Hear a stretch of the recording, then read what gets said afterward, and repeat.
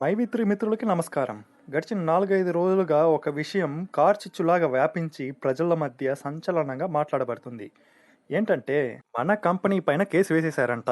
అంతే, మైత్రి company close. అందరూ లోపలికెళ్ళిపోయారు. మిగతా ఉన్న వాళ్ళందరూ కూడా లోపలికెళ్ళబోతున్నారు అంటూ మన కంపెనీకి వ్యతిరేకంగా మాట్లాడే వాళ్ళంతా గుమికూడి సంతోషంగా మాట్లాడుకుంటా ఉన్నారు.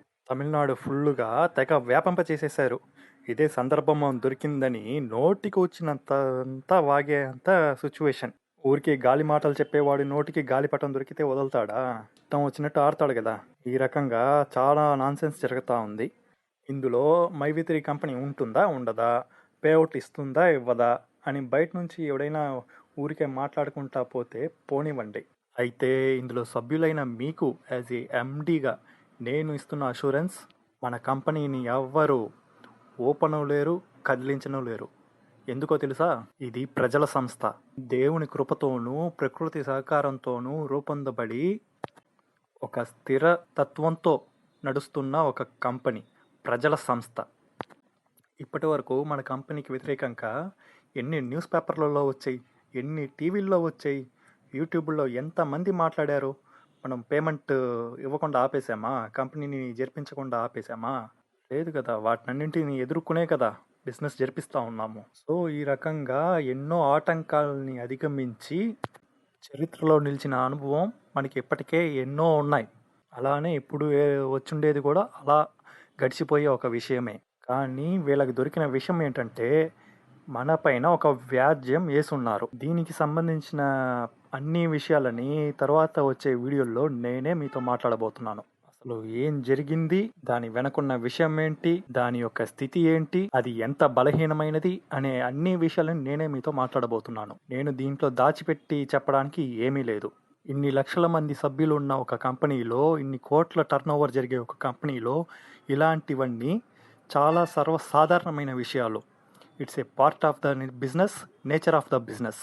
అయితే దీన్ని మనం ఎలా ఎదుర్కొంటున్నాము, ఎలా ఢీకొంటున్నాము అనేదే మన చేతుల్లో ఉంది. దీన్ని మీకు ముందుగా మనవి చేస్తున్నాను. కాబట్టి ఒక సభ్యునిగా మీరు ఒక స్పష్టతకి రండి. కంపెనీ ఉంటుందా? ఉంటుంది. ఈరోజు రేపు ఎప్పటికీ ఉంటుంది. పేఅవుట్ ఇస్తుందా?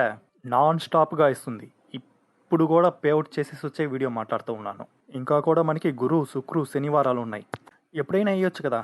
కానీ మన తమిళనాడులో ఆ మరుసటి రోజు తైపూసానికి లీవు, ఆ మరుసటి రోజు గణతంత్ర దినోత్సవానికి సెలవు, ఆ మరుసటి రోజు 4వ శనివారానికి సెలవు అని పరిస్థితి నెలకొన్నప్పుడు, ఇలా వరుసగా పెట్టి సెలవు రోజుల్లో పేఅవుట్ వేయలేకపోతే ఇప్పుడున్న సిచ్యువేషన్లో విషయం ఇంకా విషమించిపోతుందనే మన సభ్యులు అనవసరంగా ఆందోళనకి గురి కాకూడదనే పోయిన వారం విత్డ్రా పెట్టిన వాళ్ళందరికీ పేఅవుట్ వేసేసేయడం జరిగింది. సో ఈ ఒక్క వారమే కాదు, ఇప్పటి వరకు ఎలాగైతే నాన్ స్టాప్గా పేఅవుట్ ఇచ్చామో దానికన్నా మేటిగా ఇక రాబోతున్న ప్రతి పరిస్థితిలోనూ, ప్రతి సందర్భంలోనూ పేఅవుట్ అనేది ఆగదుగాక ఆగదు, కంటిన్యూగా వస్తానే ఉంటుంది. ఎందుకంటే మన కంపెనీని మూయించడం అనేది ఈ ప్రపంచంలో ఏ ఒక్క శక్తి వల్ల కూడా కుదరదు కాక కుదరదు. నేను మళ్ళీ చెప్తున్నాను, ఇది ప్రకృతి సహకారంతోనూ, దేవుని కృపతోనూ, ప్రజల శక్తితోనూ నడుస్తున్న కంపెనీ. నా ఒక్కడి కంపెనీ కాదు. ఇన్ని లక్షల మంది ఉన్నారు. 50 లక్షల మంది పైగా సభ్యుల్ని కలిగిన ఒక కంపెనీలో ఇంతటి క్రిస్టల్ క్లియర్ బిజినెస్ ప్లాన్తో పారదర్శకంగా ప్రజల బాగోగుపైన బాధ్యతగా వ్యవహరిస్తూ ఒక్కడే కడుపు నింపుకొని వెనకాల మూటలు వేసుకొని వచ్చే లాభాన్నంతా కంపెనీయే పెట్టుకోకుండా ప్రజలకి పంచి ఇస్తుందంటే మనకి ఇంకా ఎన్ని పరీక్షలు వచ్చినా కానీ పక్కాగా పాస్ అయ్యి తీరుతాం. మనల్ని అవుట్ చేయడానికి వేసిన అన్ని బాల్లని సిక్సర్ కొట్టున్నాం. ఈ బాల్ని డబల్ సిక్సర్ కొట్టబోతున్నాం. కొంచెం ఓపిక పట్టి చూడండి.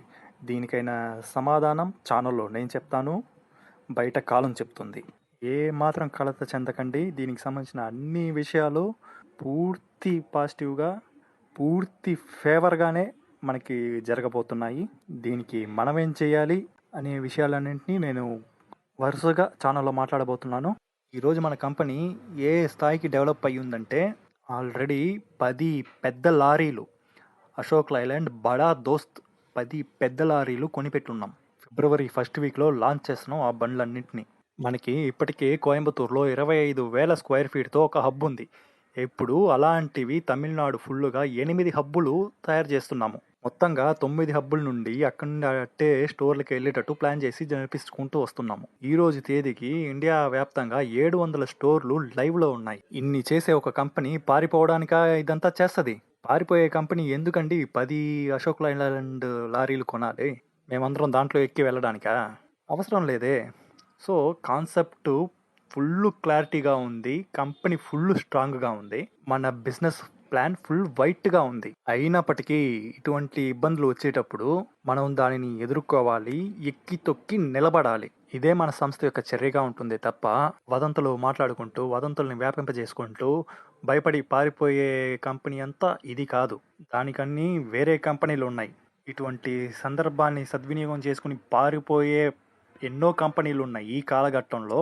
వీటిని ఎదుర్కొని నిలబడి మనం ఎవరు అనేది నిరూపించేందుకే చూస్తామే తప్ప దీన్ని సానుకూలంగా తీసుకుని ఎస్కేప్ అయ్యే కంపెనీ మనది కాదు. సో క్లియర్గా చెప్తున్నాను, స్పష్టంగా చెప్తున్నాను, ధైర్యంగా ఉండండి, నమ్మకంతో ఉండండి. తదుపరి ఆడియోల ద్వారాను వీడియోల ద్వారాను మీతో ఈ విషయం క్లియర్ అయ్యేదాకా మాట్లాడుతూనే ఉండబోతున్నాను. కంటిన్యూగా మీతో కమ్యూనికేషన్లో ఉండబోతున్నాను. So don't worry. మంచి లక్ష్యం మనదైనప్పుడు విజయం కూడా మనదే అవుతుంది.